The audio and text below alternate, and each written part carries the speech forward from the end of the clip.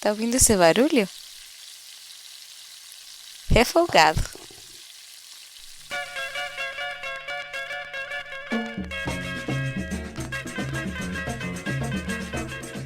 Numa casa portuguesa, você não entra sem que a mesa seja colocada imediatamente, porque tudo gira em torno de comida. E esse podcast também. Olá a todos e todas, olá a todos, eu sou a Natália Trivelloni e esse é mais um Comida de Resistência.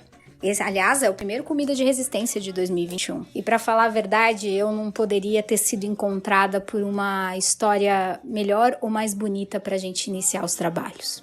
Como vocês sabem, eu sempre penso trazer a comida como algo que seja posto, né? Como um prato posto à mesa em que nós nos sentamos e a partir dela refletimos a vida, refletimos o nosso contexto social, refletimos como a gente está se sentindo. Isso em todos os episódios. Só que hoje eu tô aqui como contadora de histórias. Eu não sei se todo mundo que acompanha o podcast sabe, mas eu escrevo histórias de vida real. Aqui no podcast são as que são mediadas pela comida. Mas lá fora, se tem uma coisa que eu aprendi contando histórias da vida real, é que a gente nunca pode ser inflexível. Mas inflexível como, Nath? Às vezes a gente conhece uma pessoa, ela conta a nossa história, ela conta a sua história pra gente. Ou às vezes alguém fala, você precisa conhecer fulano que você vai adorar escrever história de fulano. E eu vou mais ou menos com a ideia da história, né? Do que eu vou falar, do que vai ser contado. Mas não ser inflexível significa que não sou eu que conto essa história que se conta. Então eu posso ir com uma ideia, com um roteiro montado na minha cabeça.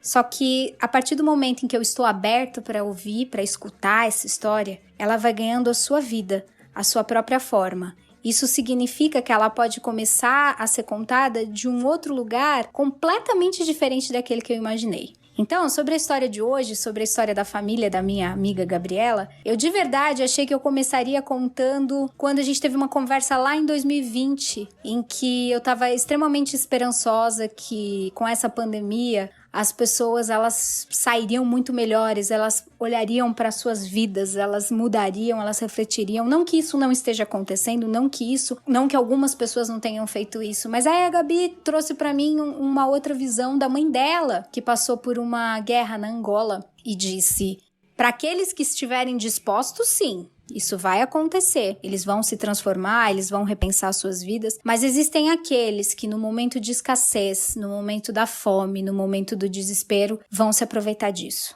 Dias depois, eu vi um vídeo da família da Gabriela fazendo alheira, esse prato que eu amo. Eu venho também de família portuguesa, como eu falei pra vocês já. E aí eu falei, nossa, vou querer muito trabalhar isso. Essa questão da alheira, que é uma receita incrível. É uma receita que muitas pessoas falam que é uma comida de resistência. Há quem diga que a alheira nasceu a partir do momento em que os judeus fugidos da Inquisição, eles não manipulam, não comem carne de porco, né? Então, eles colocavam pão nas tripas e penduravam nas portas das suas casas para confundir as pessoas que os perseguiam, para acreditarem que eles eram cristãos. Oi, gente. Aqui é o Caio. É só para dar um contexto histórico da alheira. A história contada tem início mais ou menos em 1492, quando o rei Fernando de Aragão e sua esposa, rainha Isabel de Castela, invadiram o Palácio de Alhambra, na cidade de Granada, como vocês sabem, Espanha. E eles eram conhecidos por serem reis muito católicos. E começaram uma perseguição aos judeus espanhóis, por acreditar que eles poderiam fazer com que judeus convertidos voltassem a professar sua antiga religião. E o que aconteceu? Esses judeus espanhóis fugiram para Portugal, onde o rei Dom João II deu guarida até o século XVI, mais ou menos. Porém, profundamente cristão, o reino português logo se alinhou à Espanha para caçar qualquer pessoa que não fosse católica. E aí entra a hipocrisia, porque um pouquinho antes, na época das grandes navegações, os judeus exerciam em Portugal um papel importante no descobrimento dos novos locais de comércio e tudo mais, colaborando bastante com a abertura de novas rotas marítimas comerciais. E esse, de fato, foi o principal motivo para que o rei Dom João II, que era católico, permitisse que judeus fugidos da Espanha viessem para Portugal. Mas as coisas mudaram e alguns judeus encontraram uma forma de burlar as punições do rei de Portugal, fingindo-se cristãos. Então eles participavam de missas, discutiam trechos da Bíblia, escreviam seus textos em hebreu, nunca em aramaico. E na região de Trás-os-Montes, ao norte de Portugal, uma forma dos inquisidores descobrirem se a família era judia ou não era ver se na porta das casas tinham linguiças de porco penduradas. E é uma tradição bem ibérica, né? Espanha e Portugal sempre tiveram muita tradição nessa questão de salsicha, linguiça, presunto, esse tipo de coisa. Tornando assim fácil a identificação de qualquer estrangeiro que não tivesse esse tipo de artigo alimentar no beiral das suas casas, né? Para secar. Como vocês sabem, salsichas e linguiças elas vão curando com o tempo, vão secando. Então, o que os judeus fizeram? Eles criaram uma linguiça feita com pão e frango, que parecia muito a linguiça tradicional de porco. A alheira, que enganou por muitos anos o pessoal da realeza. E acabando essa pataquada toda, essa perseguição, a alheira acabou caindo no gosto dos cristãos e de todo mundo, né? E hoje é um dos pratos típicos de Portugal. Inclusive você encontra em alguns lugares do Brasil também. Em algumas famílias, muitas famílias ainda fazem isso como tradição mesmo, né? Nem passando suas receitas, eles simplesmente fazem como uma tradição familiar. Agora, continuamos com a história da Nath, que tá muito legal, gente. Sério mesmo. Prepara sua tacinha que vocês já vão entender. E eu falei, nossa, tudo a ver, né? A gente pode traçar uma questão histórica sobre essa resistência da alheira, pode trazer essa fala da mãe da Gabriela. E aí foi a minha intenção. Sentei com a Gabi, contei como é que funcionava o podcast, falei da minha ideia da alheira, e de repente a Gabi me traz histórias incríveis da família dela. Não só sobre a feitura da alheira, mas também sobre como se faz o filhós, como se reza no filhós. E aí, quando eu percebi, eu falei, assim como esperar o tempo de uma comida ficar pronta, quando a gente junta os ingredientes, quando a gente respeita o tempo de cocção, quando a gente busca a sua frescura, a sua sazonalidade, é também respeitar o tempo das histórias. E eu percebi que essa mesa, ela ia estar repleta de alimentos e que, na verdade, a alheira só foi o começo deles. Então, para falar a verdade, hoje a gente não vai dar a receita de um único prato. A gente tá aqui conversando sobre como os pratos nascem, como a gente faz os pratos. Como, de repente, uma comida, ela se torna de resistência porque ela vai passando de geração em geração. E é a memória, e é a lembrança, e é o DNA que a gente traz que vai contar essa história. Não só a sua receita. Muito que bem, a gente ainda pegando esse gancho da alheira, a Gabi começou a me contar, aí ela falou, é maravilhoso, porque assim, a alheira, pra quem não sabe, ela tem todo um tempo de preparo, né? Então você tem que comprar tripa. Há um tempo atrás aqui no Brasil era muito difícil de você encontrar alheira pra comer, né? A não ser essas feitas nas próprias casas das famílias portuguesas ou em alguns restaurantes. Não era um prato que a gente falava muito. A gente ainda não fala muito hoje dela aqui no Brasil. A gente traz mais isso como uma comida de família. Mas a Gabi me trouxe uma memória muito massa, para além do sabor, que era como era feito na casa dela, como é feito até hoje, né? A gente tem mais ou menos aí a mesma idade, ela contando que era muito isso, a mãe e a avó preparando, o vô ficava responsável por ir no mercado, até hoje assim, vai no mercado, vai buscar os ingredientes, vai comprar a tripa. A Gabi, durante um tempo, até hoje, ela fica incumbida de ir no mercado com o avô e de fazer as imagens, porque ela fez um registro muito lindo da família dela preparando uma alheira na quarentena. A irmã dela, que também só ficava ali na cozinha circulando quando era criança, hoje em dia já tá encarregada em fazer o enchimento das tripas pra fazer a alheira. E pra quem não sabe, a alheira ela não vai direto pra ser frita ou ser preparada, ser assada da forma como você faz, assim. Ela fica pronta e ela precisa de um descanso. E é muito lindo, porque assim, quando você termina de encher, né, de fazer as linguiças, enfim, você precisa pendurá-la pra ter um tempo de secagem. E aí a Gabi conta que as memórias de infância dela e de até hoje, assim, sair pela casa procurando os cabides, procurando os paus de vassoura, higienizando, limpando tudo pra pendurar a alheira, trazendo uma cadeira de um lugar, uma cadeira de outro, montando uma cabana, assim, sabe? Fazendo uma casa. É bonito isso, né? Contando agora com vocês, é isso. Ela traz essa memória de montar uma cabaninha, né? Como se a gente monta uma cabana que entra dentro, mas pra esperar a alheira secar. Depois de um período, ela é colocada em outro lugar e talvez durante 7 dias ela fique nesse processo antes dela ser preparada pra ser consumida, né?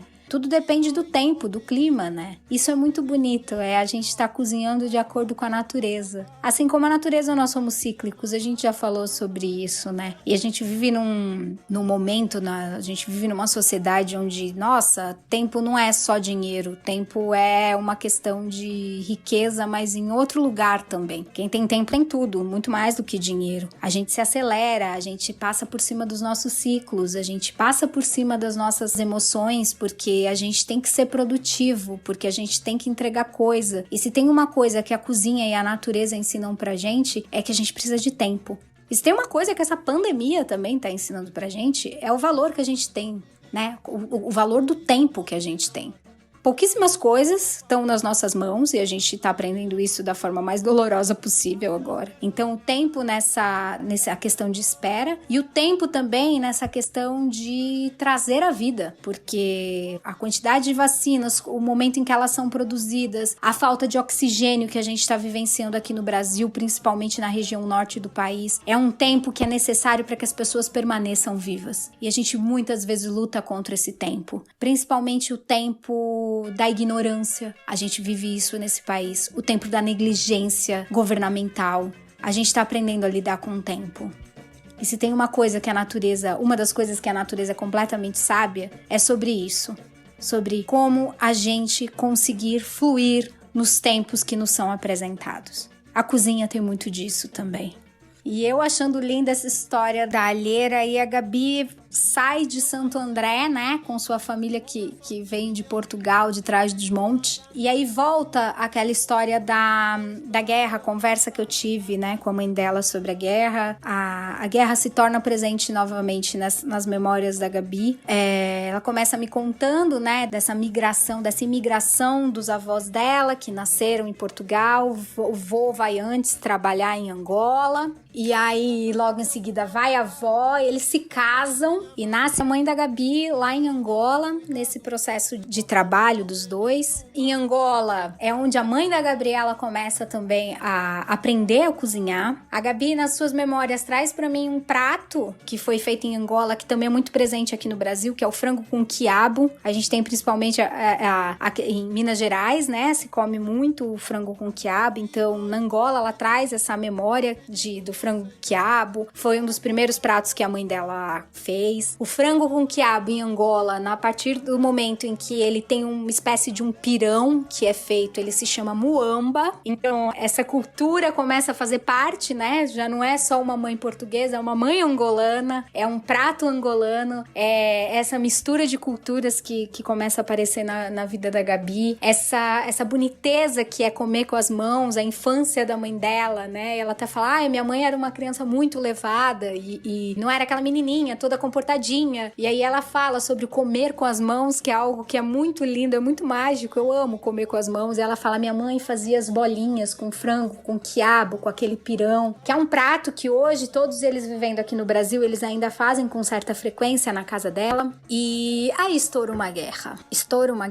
Os avós da Gabi decidem que a mãe dela virá pro Brasil. Eles continuam em Angola por um tempo para conseguir mandar as coisas pro Brasil. A filha já é enviada para o Brasil, aqui para a família presente deles no Brasil. Eles começam a organizar algumas coisas que eles têm de bens materiais para ser levado para o Brasil, mas eles permanecem lá, aceitando que muitas das coisas vão ser deixadas para trás, carro, casa, não tem o que ser feito, não tem como trazer isso. Essa coisa do material, o que é importante, né? Essa coisa da perda, essa coisa de refazer a vida. comida. Tem uma parte muito bonita que a Gabi fala, o meu avô, por mais português que fosse, era, né, num país de colonização portuguesa, mas africano, estando lá, ele nunca assumiu essa postura do colonizador branco. Ele sabia a gente sabe da simbologia que ele representava, mas ele nunca teve essa postura com as outras pessoas, com os angolanos. E é por isso que ele é avisado de que vai ser instaurada uma guerra. Então ele consegue minimamente ali se organizar para conseguir proteger a sua família e criar uma estratégia de como sobreviver àquela guerra e como vir pro Brasil. E aí ela conta um episódio de que num dado momento da guerra, o avô e a avó dela,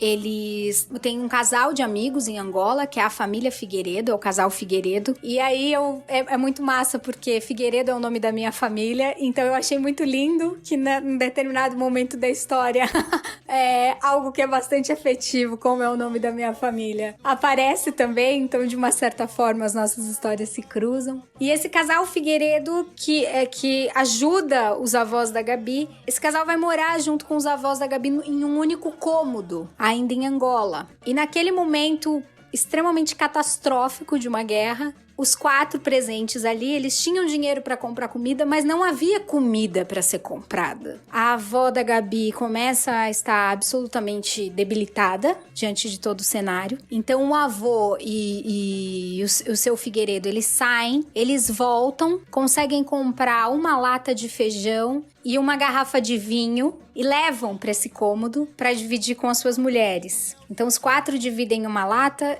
e um gole de vinho. A situação estava muito crítica, eles começam a cozinhar o feijão na própria lata, abrem o vinho e a avó da Gabi, que está extremamente debilitada, toma um gole desse vinho. E aí ela conta e esse momento pra mim é aquele momento em que a gente percebe que existem certas magias na vida e nas situações que a gente passa que a gente não consegue explicar, mas a gente só acolhe e transforma isso talvez num podcast. A avó dela toma um gole do vinho e começa a melhorar. Um gole do vinho. E ela começa a melhorar. Ela começa a voltar à vida. E a Gabi conta sorrindo muito, e eu também sorrio e me emociono ouvindo essa história, porque o gole de vinho na Guerra da Angola, bebido pela avó dela, me remete muito às ostras que fizeram parte do nosso primeiro episódio do Refogado, que fala sobre a história da Segunda Guerra Mundial. Me remete sobre aquela história que ficou muito famosa também na Segunda Guerra Mundial, do pedaço de chocolate da menina que guarda para um momento especial, um único pedaço de chocolate, e aí o gole de vinho. E a Gabi me conta, então todos os dias a minha avó toma um gole de vinho, e nós tomamos vinho, e todas as vezes em que eu bebo vinho, eu lembro da história da minha avó voltando à vida naquele cômodo em Angola antes de vir pro Brasil. E aí ela fala, e minha bisavó também sempre tomava um gole de vinho, e tem uma coisa que é muito portuguesa, gente. Se vocês são de famílias portuguesas, esses tipos de detalhes fazem muito parte, assim, da nossa vida. Que a avó dela, a bisa, além de tomar um gole do vinho, sempre tinha um pedacinho de pão e queijo dentro do bolso. E a Gabi conta que é praticamente um ritual pra ela, é um ritual de conexão com essa família dela, tomar um vinho e comer um pedacinho de queijo e de pão, lembrando que a bisa dela levava no bolso. E aí, se eu fosse uma contadora de histórias dessa, que sentam e que fazem uma roda e que tem um candeeiro e que começam a falar, começou a história e fala, agora terminou a história, eu poderia dizer que a nossa história termina aí. E eu acho que ela tem muitas infinitas reflexões e bonitezas. Às vezes eu olho para a situação que a gente está vivendo e está sendo muito difícil. Vocês sabem, eu vivo no Brasil.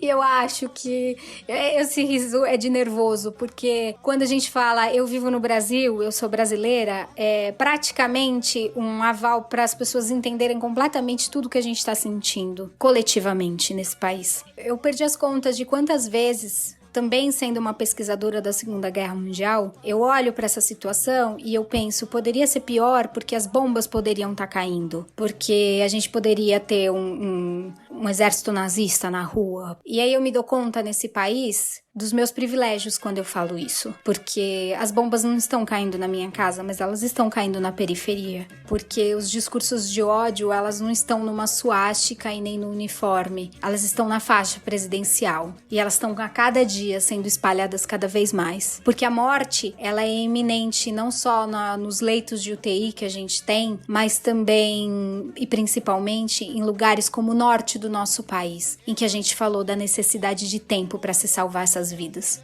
E quando eu ouço uma história, quando eu me deparo, há 2 semanas atrás eu participei de um evento do Yad Vashem de Israel sobre o poder do amor no Holocausto, eu me deparo com a força que a gente tem em ser humano e de ser capaz de voltar à vida com coisas que talvez num primeiro momento possam parecer pequenas, como uma taça de vinho, como um pedaço de chocolate, como uma história de amor.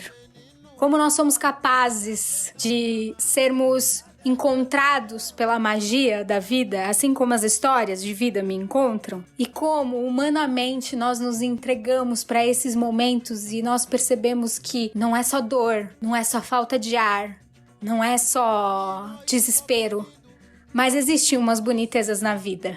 E a gente consegue voltar à vida por essas coisas pequenas, mas tão importantes. Eu não tô aqui no momento gratiluz. É um momento de resistir a cada dia nesse país, pelas vidas. Não só pela minha, mas pelo coletivo. Não só pelas questões de que eu tenho acesso, mas para que todos tenham acesso, para que todos vivam e não só sobrevivam diante de tudo isso. Mas também é um chamado para a gente perceber que tá para além disso. Quem tá com a gente a partir disso? Que histórias a gente vai ter para contar depois que tudo isso acabar? O que a gente descobriu de boniteza diante de tudo isso? Quem nos encontrou? Que gosto nos trouxe a vida?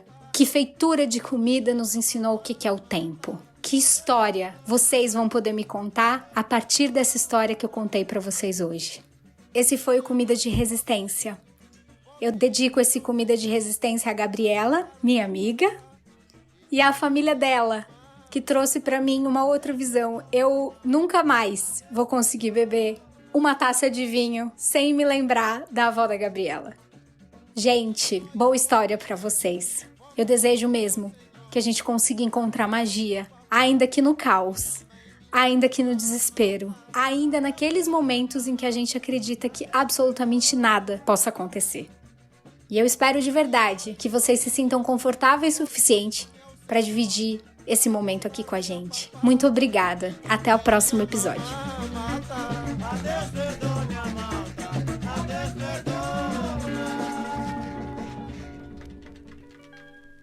Portal Desaprender, onde houver certeza que eu leve a dúvida.